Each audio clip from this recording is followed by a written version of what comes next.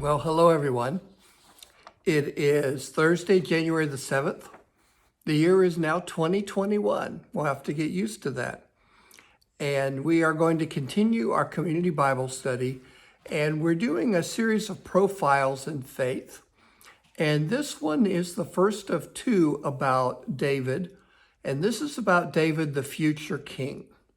If you got the study guide, you will see that there are three paintings at the top. Well, the first one depicts David as the shepherd boy. The second is David slaying Goliath with a sling. And the third was David being chosen to be the future king. And those really are the three areas of our lesson for today. So let me give you sort of an overview of David and his life. David would eventually become the ruler of a united Israel, which was the northern kingdom, and Judah, which was the southern kingdom. David was Jesse's youngest son. There were 8 boys. He was number 8. He was a good shepherd. He had to be. His older brothers had taken all the other more prestigious and more important roles in their family survival. And so he was the youngest, and he was a shepherd, and he was sometimes a messenger.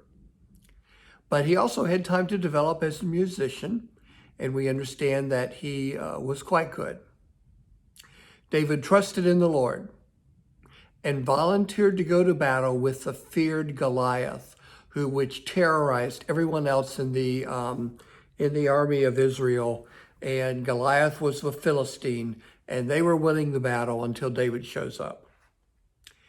King Saul chose David to serve him mostly in order to be 2 reasons. One was a musician, because that helped calm Saul when he was having his sort of terrible moods and nightmares. And then also David was known then as a fierce warrior, and the king can use people like that around him. David becomes friends with the king's son, Jonathan. But eventually Saul turns on David. He becomes paranoid. He worries about him taking over. And so Saul and Jonathan eventually die in a battle. There are a lot of details there that we won't go into. David is anointed as the king. David lived probably around about 1,000 years before Christ. And it's important to Jews and Christians and Muslims in many different ways. So we'll be reading about David from the first book of Samuel. And then next week we'll read from the second book of Samuel. So we're going to begin. And then next week we'll read from the second book of Samuel. So we're going to begin with chapter 16, where Samuel, who is a prophet, and he anoints David. So the Lord said to Samuel, "How long will you mourn for Saul, since I have rejected him as king over Israel?" Now, Saul was still alive, but Saul was becoming a disappointment, and Samuel was regretful that he had ever made Saul the king. So God says, "Fill your horn with oil and be on your way. I'm sending you to Jesse of Bethlehem. I have chosen one of his sons to be the king."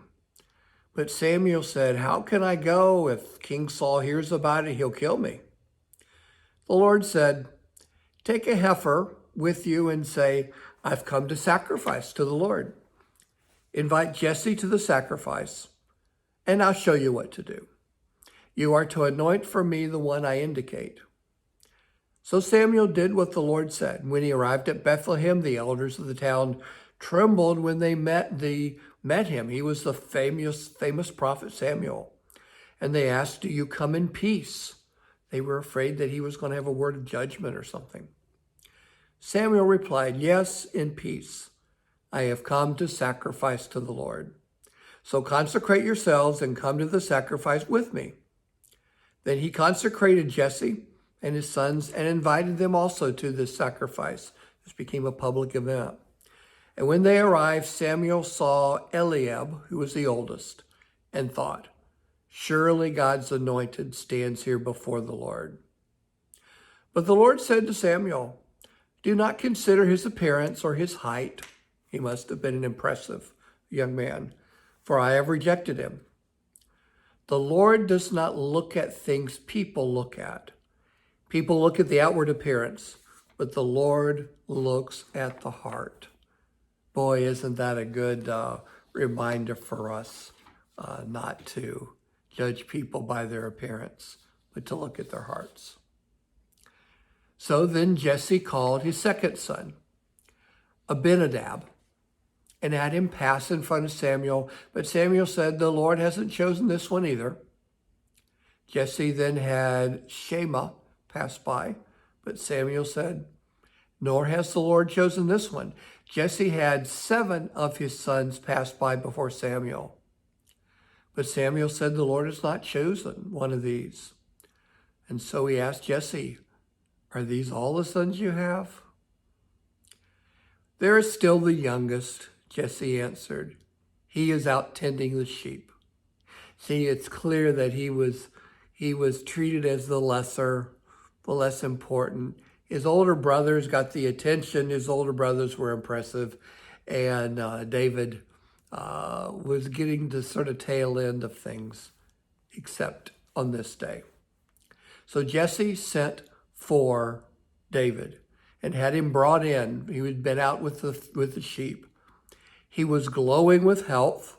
Well, he was in the sun all the time, and had a fine appearance and handsome features. Then the Lord said, rise and anoint him. This is the one.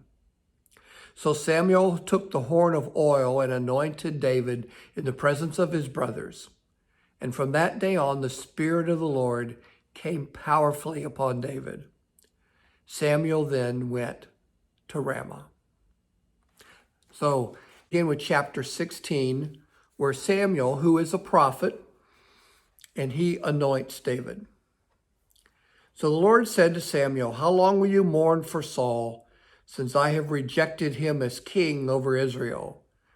Now Saul was still alive, but Saul was becoming a disappointment, and Samuel was regretful that he had ever made Saul the king. So God says, fill your horn with oil and be on your way. I'm sending you to Jesse of Bethlehem. I have chosen one of his sons to be the king. But Samuel said, how can I go? If King Saul hears about it, he'll kill me. The Lord said, take a heifer with you and say, I've come to sacrifice to the Lord. Invite Jesse to the sacrifice, and I'll show you what to do. You are to anoint for me the one I indicate. So Samuel did what the Lord said. When he arrived at Bethlehem, the elders of the town trembled when they met him. He was the famous prophet Samuel. And they asked, do you come in peace? They were afraid that he was going to have a word of judgment or something. Samuel replied, yes, in peace. I have come to sacrifice to the Lord. So consecrate yourselves and come to the sacrifice with me. Then he consecrated Jesse and his sons and invited them also to this sacrifice. This became a public event. And when they arrived, Samuel saw Eliab, who was the oldest, and thought, surely God's anointed stands here before the Lord. But the Lord said to Samuel, do not consider his appearance or his height. He must have been an impressive young man, for I have rejected him. The Lord does not look at things people look at. People look at the outward appearance, but the Lord looks at the heart. Boy, isn't that a good reminder for us not to judge people by their appearance, but to look at their hearts. So then Jesse called his second son, Abinadab, and had him pass in front of Samuel. But Samuel said, the Lord hasn't chosen this one either. Jesse then had Shema pass by, but Samuel said, nor has the Lord chosen this one. Jesse had 7 of his sons pass by before Samuel. But Samuel said, the Lord has not chosen one of these. And so he asked Jesse, are these all the sons you have? There is still the youngest, Jesse answered. He is out tending the sheep.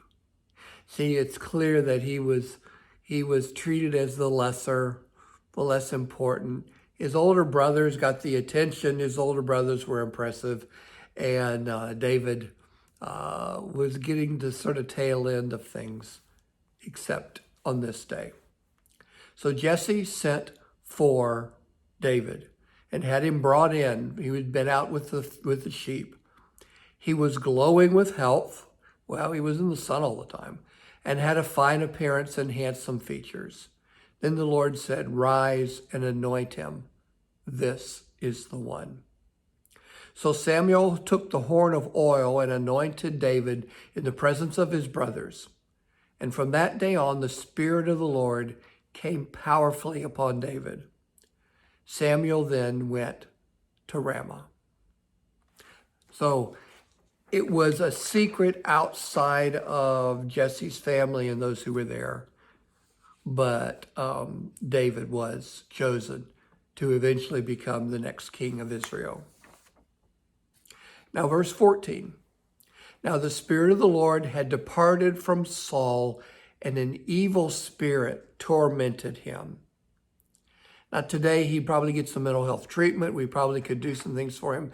But Saul struggled with mood swings and depression and paranoia. And those things were not evident all the time, but when they were pretty terrible. The attendants to King Saul said to him, "See, an evil spirit from God is tormenting you. Let our Lord command his servants here to search for someone who can play the lyre." And lyre is that stringed instrument, sort of a predecessor to our modern stringed instruments. This person will play when the evil spirit from God comes on you, and you'll feel better. Boy, isn't it true how music can calm a soul? So Saul said to them, "Find someone who plays well and bring him to me." One of the servants answered, "Well, guess who he found? I have seen a son of Jesse in Bethlehem who knows how to play the lyre. He's a brave man and a warrior. He speaks well and is fine looking, and the Lord is with him." So Saul sent messages to Jesse and said, "Send me your son David, who is with the sheep." Boy, I wonder if Jesse's heart took an extra beat. He was worried, what does the king want with my son?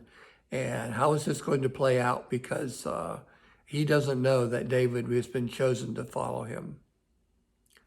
So Jesse took a donkey, loaded it with bread, a skin of wine, a young goat, and sent them with his son David to Saul. He sent some gifts along the way. David came to King Saul and entered his service. Well, Saul ended up liking him very much, and David became one of his armor bearers.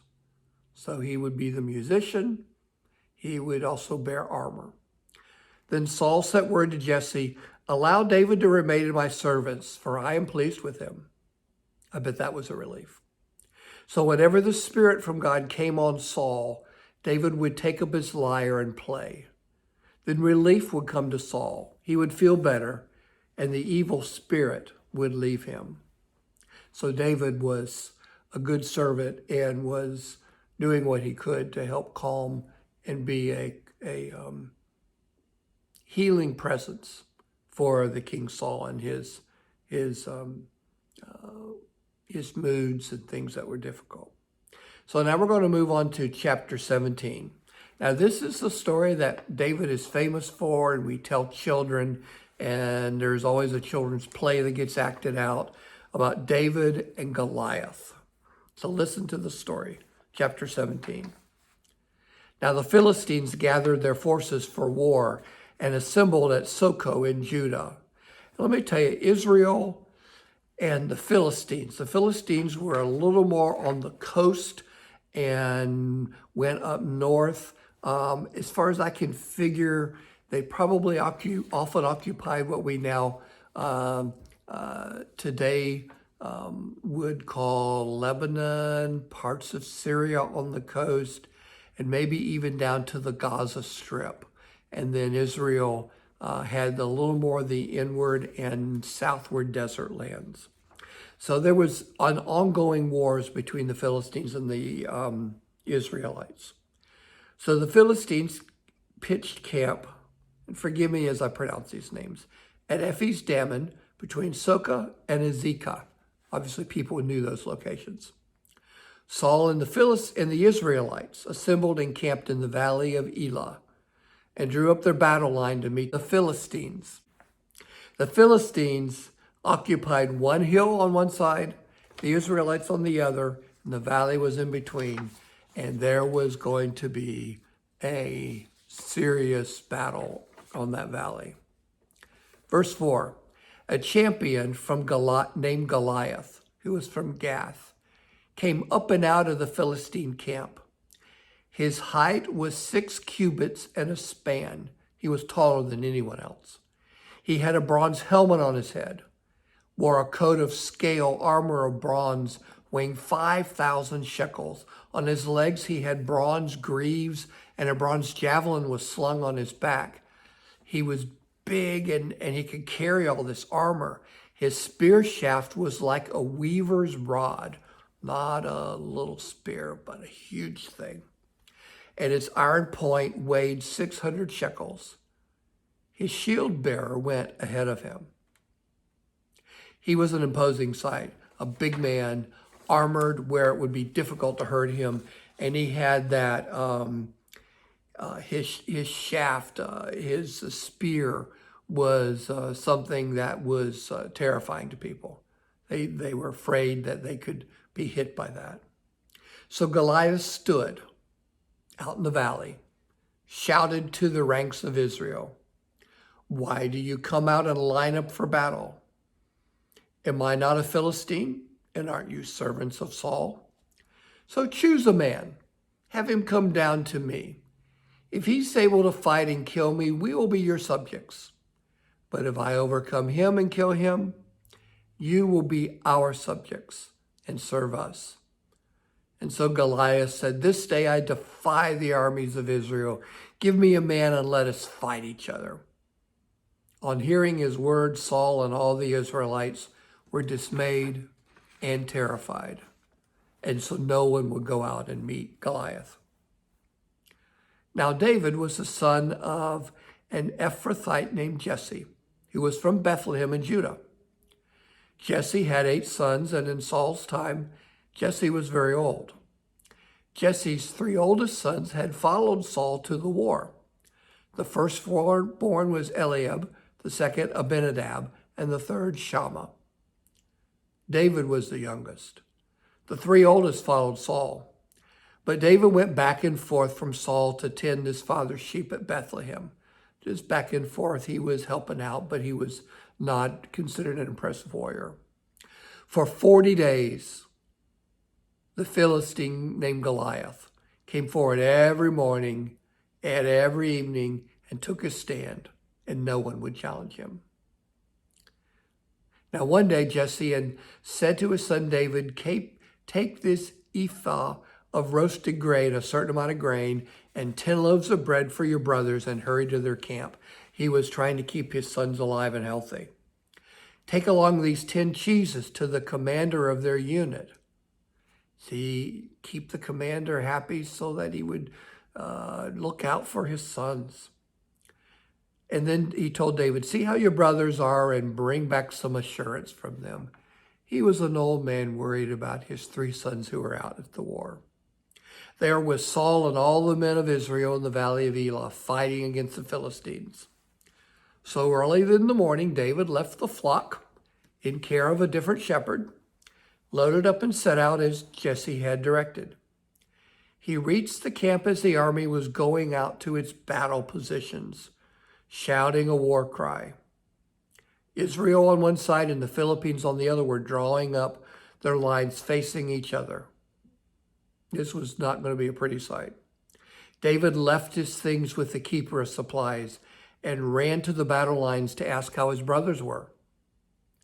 As he was talking with them, Goliath, the Philistine champion, stepped out from his lines and shouted the same defiance he had been shouting, and David heard it. Whenever the Israelites saw this man, they all fled from him. They were afraid. Now the Israelites have been saying, "Do you see how he keeps coming out? He comes out to defy Israel." The king will give great wealth to the man who kills him. He was an embarrassment.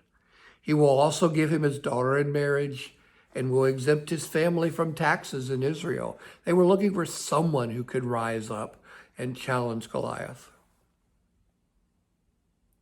David asked the men standing near him, well, what was going to be done for the one who kills this Philistine and removes this disgrace?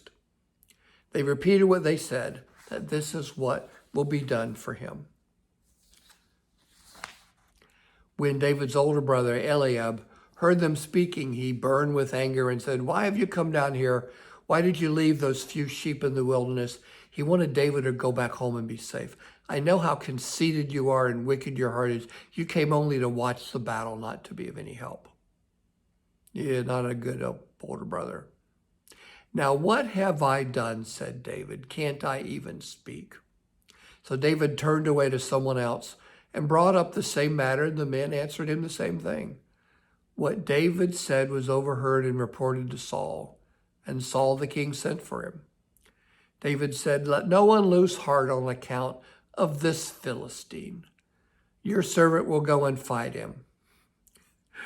I bet Saul really laughed, even though it doesn't say that here. Saul replied, you're not able to go out against him and fight him. You're only a young man. He's been a warrior from his youth. But David said to Saul, your servant has been keeping his father's sheep. When a lion or a bear came and carried off a sheep from the flock, I went after it, struck it, rescued the sheep from its mouth. When that lion or bear turned on me, I seized it by its hair, struck it, and killed it. Your servant has killed both lion and bear. This uncircumcised Philistine will be like one of them, because he has defied the armies of the living God. That's the point. David believed that this was a mission from God and that God was the one who would bring the rescue. He said, the Lord rescued me from the paw of the lion and the paw of the bear and will rescue me from the hand of this Philistine. He didn't even speak his name. So Saul said to David, go and the Lord be with you. What could he do? So Saul dressed David in his own tunic. He gave him a coat of armor and a bronze helmet. David fastened the sword over the tunic and tried walking around, but he wasn't used to them. He said, I cannot go in these. So he took them off. So instead of going out in armor, David took just his staff, the shepherd's staff. He took 5 smooth stones from the stream, put them in the pouch of his bag, and with a sling in his hand, approached the Philistine. It was laughable to some and pitiful to others. Meanwhile, Goliath, with his shield bearer in front of him, kept coming closer to David. He was ready for this little boy. He looked David over and saw he was little more than a boy, glowing with health and handsome, and Goliath despised him. He said to David, am I a dog that you come at me with sticks, like that shepherd's staff? And the Philistine cursed David. Come here, he said, I'll give your flesh to the birds and the wild animals. David told him, you go ahead and come against me with sword and spear and javelin, but I come against you. Now here's the real truth. In the name of the Lord Almighty, the God of the armies of Israel, whom you have defied. This day the Lord will deliver you into my hands. I'll strike you down and cut off your head. He says, this will be the Lord's battle, not my battle. So David went. He, as we know from the story, he took one of the smooth stones, put it in his sling, slung it, hit the Goliath in the forehead, knocked him out, came down. David went and cut his head off. He was dead. When the Philistines saw that their hero was dead, they turned around and they ran. And the men of Israel then surged forward with a shout and pursued the Philistines, and so they were able to attack and kill so many of them as they retreated. David took Goliath's head and brought it to Jerusalem, and he put his weapons in his own tent. As Saul watched David going out, he said, whose son is that young man? And Abner said, as long as you live, your majesty, I don't know.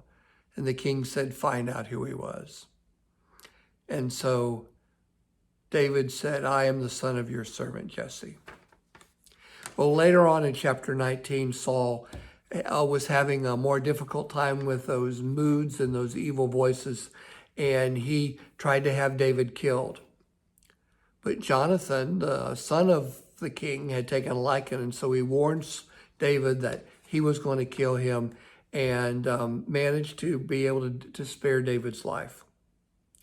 So then a few chapters later, we have where Saul is returning from pursuing those Philistines again, and was told David's in the desert of En Gedi. That's down near the Dead Sea. And there's a town named En Gedi there even today. So Saul took 3,000 young men from Israel and went out looking for David and David's men. He came to the sheep pens. There was a cave. Saul went in to relieve himself. David and his men were back in the cave. The men said, this is the day the Lord spoke of. He's there. You could creep up and you could kill him. But David, all he did was creep up and cut off a corner of Saul's robe and then went back into the shadows. Afterward, he said, Lord forbid I would have done such a thing to the king. And so he told them not to attack Saul, let Saul leave the cave. So then David went out and he called to Saul, my lord the king. And Saul looked at him and David bowed to him. And he showed him that he had cut the little corner off his robe, that he could have killed him and he did not. And he saved him. And so Saul gave him a second chance and returned home. Well, eventually Saul's demons catch up with him. He's going out to battle with the Philistines again. They killed 3 of Saul's sons. The fighting grew fierce, and Saul was wounded critically. And so Saul was expecting he was going to die, and he told his armor bearer, draw your sword, run me through, or these fellows will come and they'll abuse me. They'll torture me, and you don't want that to happen to your king. But the armor bearer would not do that. So Saul took his own sword and fell on it. When the armor bearer saw that Saul was dead, he too fell on his sword and died with him. So Saul, his 3 sons, his armor bearer, and all his men died together that day in the battle against the Philistines. So next week we'll talk about now David and how he became king and the kind of king that he became after Saul. Thank you for listening to the story about David. And it's interesting to listen to the human elements. The people, the ones who were impressive and expected were often not the ones that God chose. But David's courage and trust in the Lord were what set him aside, because he fought not with his own strength and might, but knowing that it was God's battle and not his own. God bless you and have a good week. Bye-bye.